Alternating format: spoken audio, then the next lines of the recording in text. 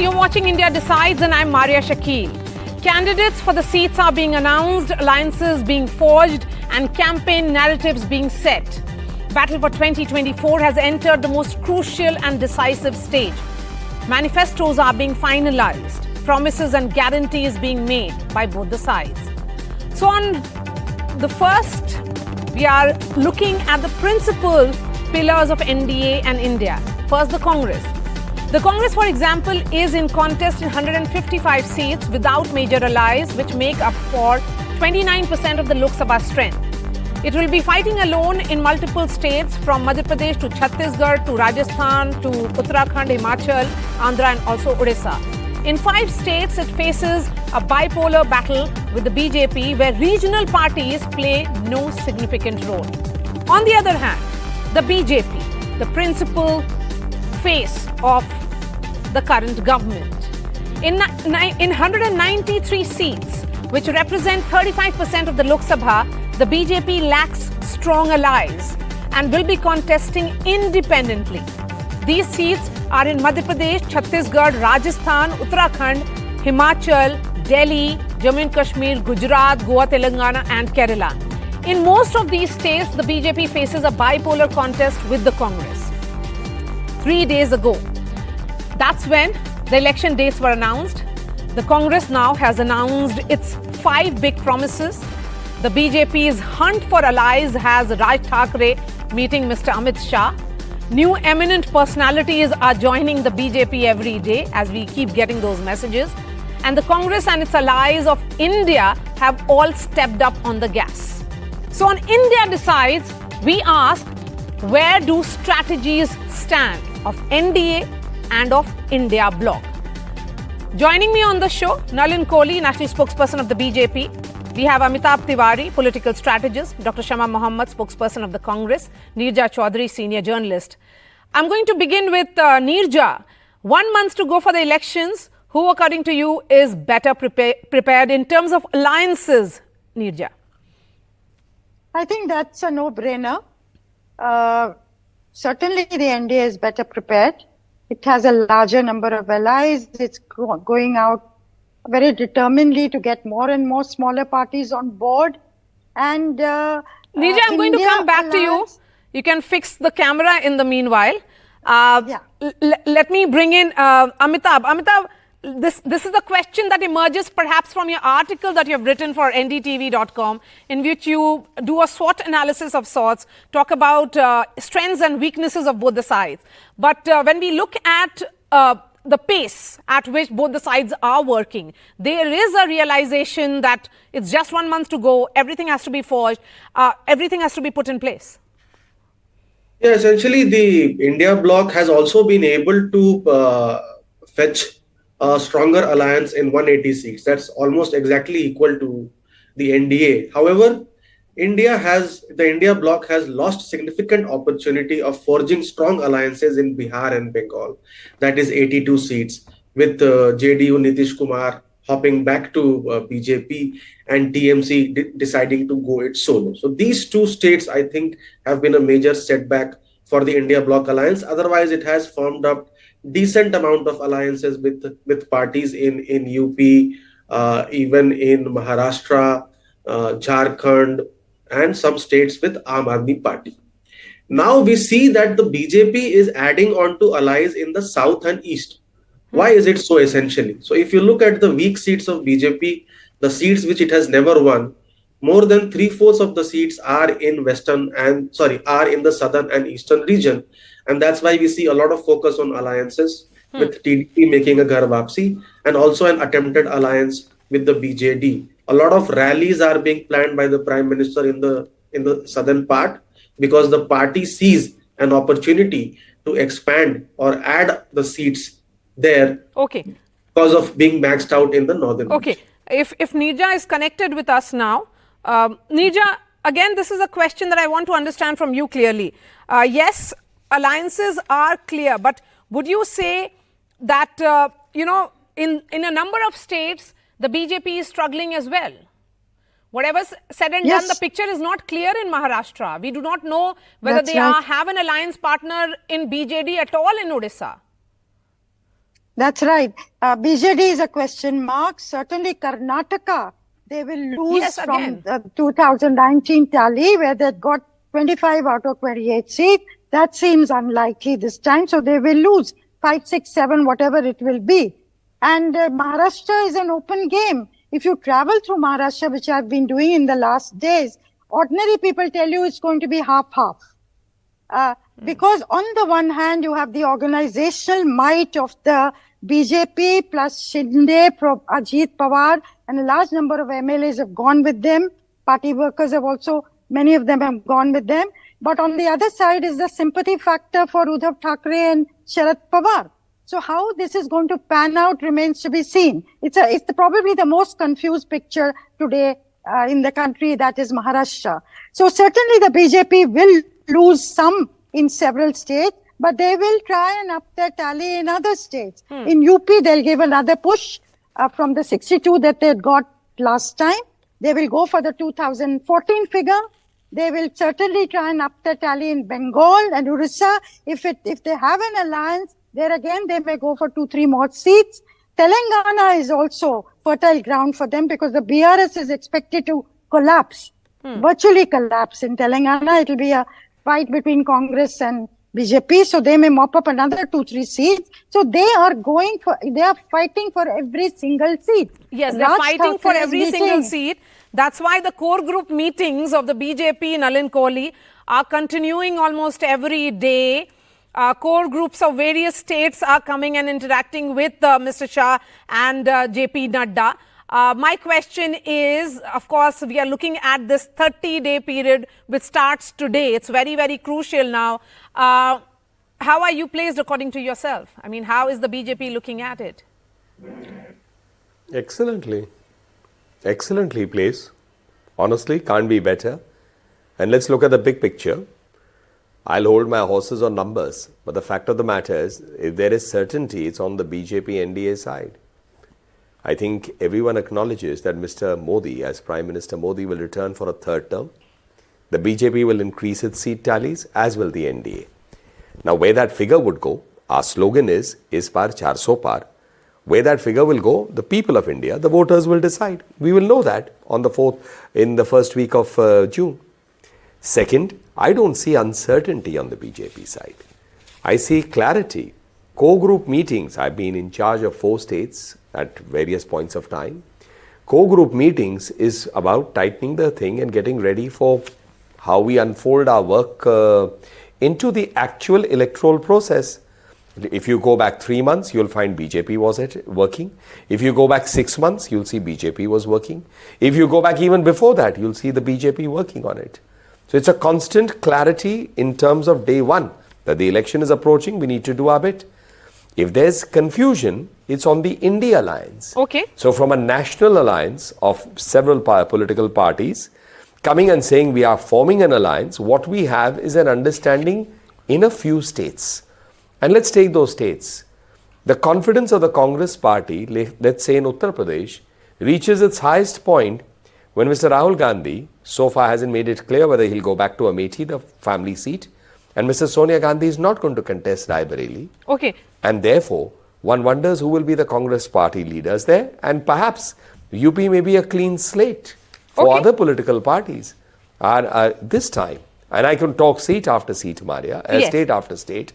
So there, what we have on the other side, Bengal, the Congress has been literally shown the door, and even their leader of opposition has been threatened by a candidate by Mamata Banerjee. Let me bring in Shama Muhammad now. Shama, Congress's 5 न्याय, हिस्सेदारी न्याय, किसान न्याय, श्रमिक न्याय, युवा न्याय, नारी न्याय, all this is out. You're trying to talk about various constituencies that the Congress is trying to cater to, or promises that are being made. 1 lakh per year for a woman head in family, and 30 lakh new central government jobs as well, which is the Yuva Nyay. How much of this is workable? Hi. First and foremost, we have made certain promises in Karnataka, Telangana, Himachal, and all those promises have come into reality. So Congress party is a party which keeps their word. Let's not forget that we waived farmer loans in 2018, 70,000 crore. And we had Arun Jaitley in 2017 saying in Parliament, we can't waive farm loans. So they promised to them in their manifesto, but they couldn't do it. So that is the Bharatiya Janata Party. I want to go to the numbers first and foremost. Is they say 400 par, 400 par. This is exactly what happened. The smoke screen which they created in West Bengal in the last election, assembly election, 200 par, 200 par. And finally, what did they get? 77. They used muscle power, money power, everything possible. So I feel that there is a huge anti-incumbency. You can see them getting people from other parties. They're running after alliances. ADIMK says, we don't want you. There's a fight between them and JDS in Karnataka. They are getting an ally like MNS, which nobody wants. So BJD and BJP. BJP is the principal opposition in the state in Odisha. They want an alliance with them. So what we are seeing is that they're running after alliance partners. And when you look at the numbers, this last election, their highest strike rate, 90%, was in Bihar, Maharashtra, and Karnataka. And like Haryana, for example, they got 10 out of 10, which is impossible this time. It's impossible. So they're going to go down in Maharashtra, they will go down in Bihar, they will go down in Haryana.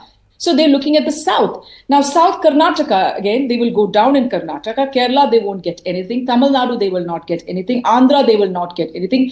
In Telangana, they had 4. The Congress will do much better there and they can go down in Telangana. So, and in Northeast, Manipur has affected that part of the world, and the CAA, which they have enacted, will affect the Assam region where they will go down, which they were up last time. So, honestly speaking, I don't see where the numbers are going to come from. What I feel is this exactly of 2004, where you think you have already won. Okay, so you're talking about these elections as a 2004 smoke screen. One last point, that the people of India, they're treating them like idiots, thinking, you know what, we have won. And the people of India are watching and saying, listen, how dare do you do this? This is hazardous. Nalin, we have not gone out to vote, please? and you are so overconfident that you've already decided we have won. That is not good for democracy, and to think that the people of India can be taken for a ride and taken for granted. Nalin, your rebuttal. Maria, no, I don't need to rebut that. That is a point of view the Congress is entitled to. How is it going to pan out? We will know in the first week of June. My general suggestion would be record this interview and let's play it back in the first week of June. So what is, who is dreaming and who is speaking with reality on the ground will be crystal clear. Crystal clear. We'll hold our horses till then. I think what we have is performance and leadership. We have clarity, and I think the voters of India have shown that consistently over 2 general elections. We were told we won't come in 14. Prime Minister Modi came in 14. We were told we are going to lose 19. He came with a greater majority. BJP as also NDA. We are being told the same thing in 2024. We believe we've served the people of India, and we do believe that they will bless Prime Minister Modi for a historic 3rd term. But as I said, record this interview, keep it with you, and play it back in the first week of June. Okay. Then we can debate. Okay. So, Shama, since you were doing, state by state analysis, there are certain questions that I wish to ask you. There is a block of almost 82 seats, which are total of Bihar and Bengal. There is also 80 seats of Uttar Pradesh. Where does the Congress stand in these? Good 162? See, Mamata Banerjee is a member of the India Alliance. We are not fighting together in West Bengal does not mean that there will be a post-poll alliance. Let me make that very clear. 2004 was about post-poll alliance. This is the first time in the history of India we have a pre-poll alliance of more than 28 parties. Yes, a few of them are not there. But even Aam Aadmi, for example, Aam Aadmi Party, in Punjab, we are not with them. But we are with them in Delhi. So Delhi also, which they got 7 out of 7, will go down. So yes, that is what I'm talking about. It's the India Alliance which is fighting this election. It is not the Congress party alone. So definitely we will do well in those areas where they would be our alliance partner. For example, in Jharkhand, there will be a huge sympathy vote for Shibu Soren. Let me tell you that very clearly. Like Nirja said in Maharashtra, they are fed up of when They have gone out and voted for a particular party. These people come and break it up, break parties into two. Today Pashupati Paras was crying because the last assembly elections they were with him and they kicked out his nephew, and now they've got back with the nephew, they've kicked him out. I mean, and also taking leaders from every party. Why? And why are Rajya Sabha members, ministers all going and fighting elections? Okay. Let me bring back the two experts again, Neerja and Amitabh Tiwari. Amitabh, what we saw play out last time in 2019 in UP was a smooth transition or transfer of votes between the BSP and Samajwadi Party. The UP ke ladke experiment of 2017 failed miserably. Will that transfer of vote, if it exists for the Congress, really happen in UP? No, see, the transfer of votes could happen because as of today, the Congress party's vote share is half. It is composed of the minority votes and half of the other community votes. So the minority votes might seamlessly transfer to Samajwadi Party. However, we make a mistake when we compare MGB with or Mahagathbandhan with India, is that we are comparing BSP with Congress.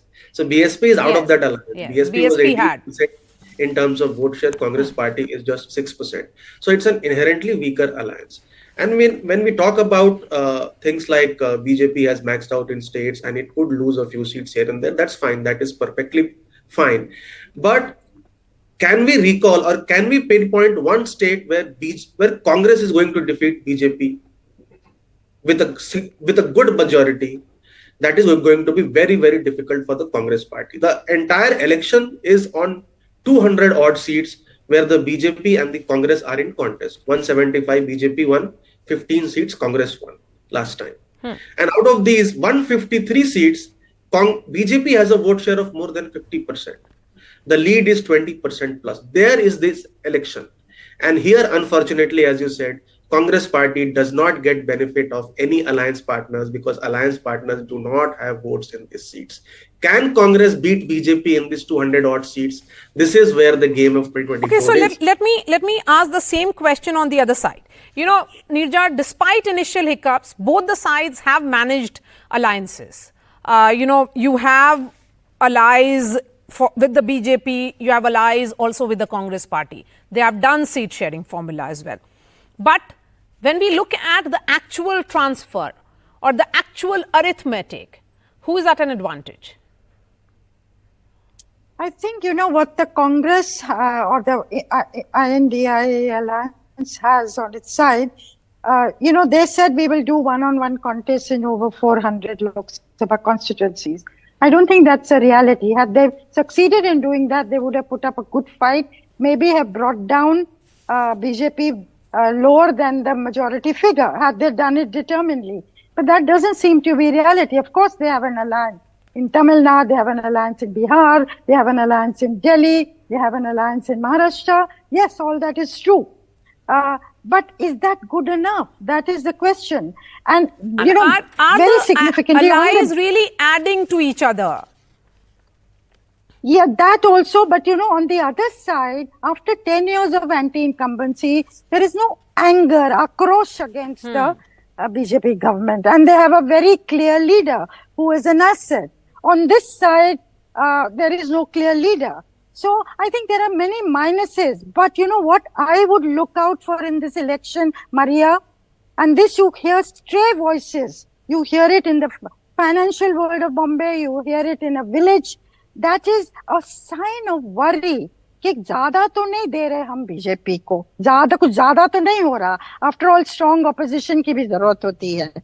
Will that play out also? That is something one would like to watch. Okay, but Neerja, as a veteran journalist yourself who has covered multiple elections, multiple general elections and also assembly elections, when Shama Mohammed says that this is almost similar to 2004 smokescreen, which actually saw the exit of Atal Bihari Vajpayee, late Atal Bihari Vajpayee, is there some similarity?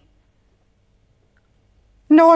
It's not like 2004 election. It's going to be, as things stand, it's going to be the BJP and NDA that's going to come back to power. the interesting thing is that what people are talking about is not that they'll win. They're talking about what Mr. Modi is going to do in his third term. But what I'm talking about, will people rein in the BJP in some parts in order to strengthen the opposition as opposition? Okay. So in search of opposition, will the BJP numbers go down? Nalin Kohli, that's certainly a valid argument, because the country needs a functioning democracy, and a functioning democracy needs a strong opposition. It's theoretically a good argument. In practice, I'm not sure. And I'm not questioning Neerja ji's experience. I respect her personally. But I think the fact of the matter is, voters finally look at who delivers. And there is delivery on the BJP side. Absolutely. And let me rattle off, say, 3-4 figures that Prime Minister Modi recently said. In India, we had about 100 startups registered a year. Now they are 1,25,000 from 600 districts, which means Tier 2 and Tier 3. So these startups are from 90% of India. They are not concentrated to the 4 metros or 5 metros. Let's take 8 crore people in Mudra without collaterals. They've got loans. These are entrepreneurs. Let's take the drone Didi, 1,000 such drone Didis. Why? Because as he said it, and this is only the Prime Minister speaking, that when a woman drives a tractor in the village, it makes news. So I wanted to give something for the farmers through a woman so that it would make it a mass movement. It would get people to see it. So I'm just giving you 3 figures. If I now go backwards to everything which is about in terms of bank accounts and financial inclusion, 500 million people, 50 crores. If you look at Ayushman Bharat, up to the smallest level, it has reached. People are getting that. Primary healthcare is now being strengthened.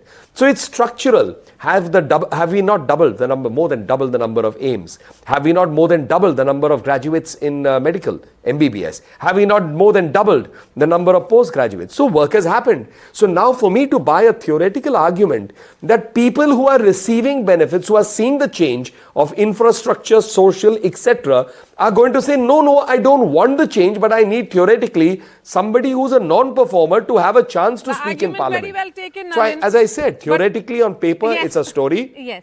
But it's not in reality. All right. Thank you so much for joining us, Neerja Chaudhary, Nalin Kohli, Dr. Shama Mohammed and Amitabh Tiwari on this edition of India Decides. First up, there is a new segment that we are starting from today. It's called the Hot Seat. Today, we'll be talking about Jadavpur in Bengal.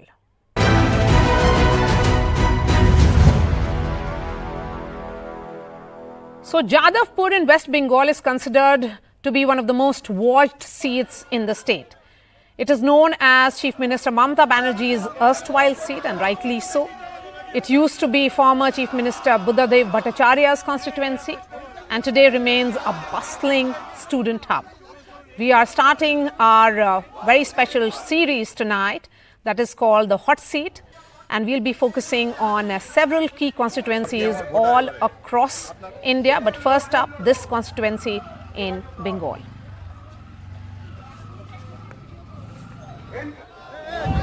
Jadavpur, a seat that has always been one of the most watched constituencies in Kolkata, is once again in the spotlight.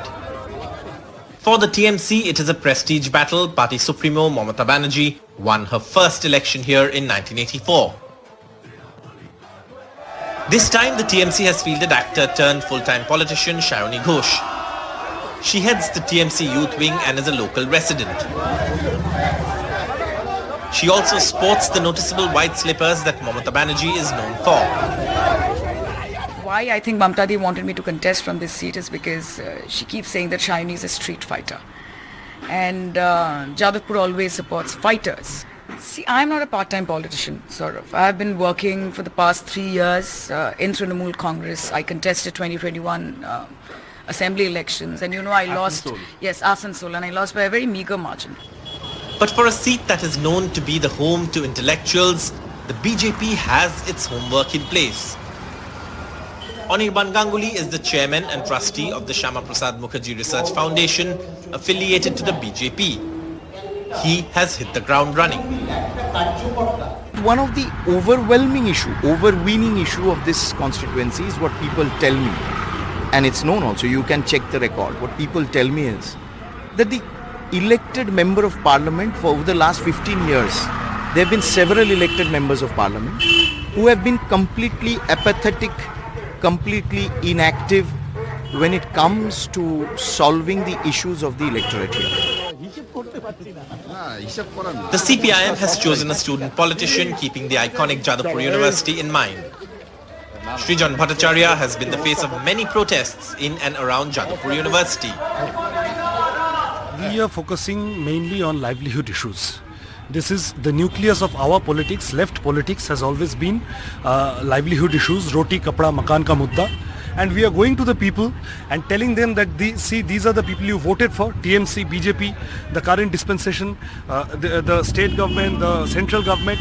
They have done everything. They have spread riots, they have extorted money, they have not let people do their votes in the last elections. The Jadavpur Lok Sabha constituency is interesting because of the kind of parliamentary constituencies it includes, from the rural Bhangor to the suburban Baruipur and Shonarpur to upmarket Jadavpur, which is very much a part of Kolkata city and also has a considerable amount of young population. And this interesting mix of constituencies makes it such an iconic seat that is indicative of the political mood of the entire state. With camera person GD Shankar, Jadavpur, Saurabh Gupta, NDTV.